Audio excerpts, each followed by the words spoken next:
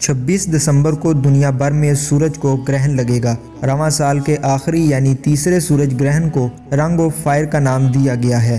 کراچی میں صبح 7:35 سے سورج گرہن شروع ہوگا اور 8:46 پر سورج کو سب سے زیادہ گرہن لگا ہوا ہوگا، جس کے بعد سورج گرہن میں کمی آنا شروع ہوگی اور 10:15 اور 10:20 تک سورج گرہن کم ہو چکا ہوگا۔ یہ گرہن اس وقت ہوتا ہے جب چاند کرۂ ارض سے بعید ترین مقام پر ہوتا ہے۔ اس کی وجہ یہ ہے کہ زمین کے اطراف چاند کا مدار بدوئی شکل کا ہوتا ہے۔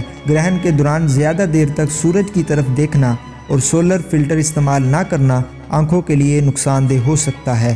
ماہرین کے مطابق سورج گرہن کے دوران سیلفی لینے کی کوشش نقصان دہ ہو سکتی ہے۔ عام سن گلاسز کی بجائے خصوصی ڈیزائن کردہ سولر فلٹر گلاسز استعمال کیے جائیں جو مہلک شعاعوں کو روکتے ہیں۔ کیمرے کے لینز کے لیے بھی خصوصی طور پر تیار کردہ فلٹر استعمال کیے جائیں۔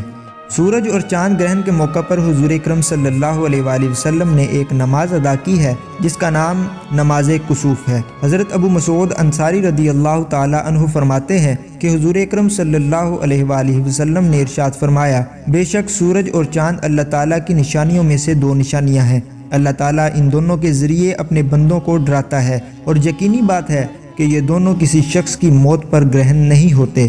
چنانچہ جب بھی تم ان میں سے کسی کو گرہن لگتا ہوا دیکھو تو اتنی لمبی نماز پڑھو اور اللہ تعالیٰ سے دعا کرو یہاں تک کہ تم اپنی معتدل حالت میں آ جاؤ۔ سورج گرہن کے موقع پر مسلمان 2 رکعت یا 4 رکعت نماز کسوف اجتماعی یا اکیلے پڑھے۔ نماز کے بعد توبہ کرنی چاہیے اور اللہ تعالیٰ سے معافی کی طلب رکھنی چاہیے۔ اللہ تعالیٰ ہمیں اپنے حفظ و امان میں رکھے، آمین۔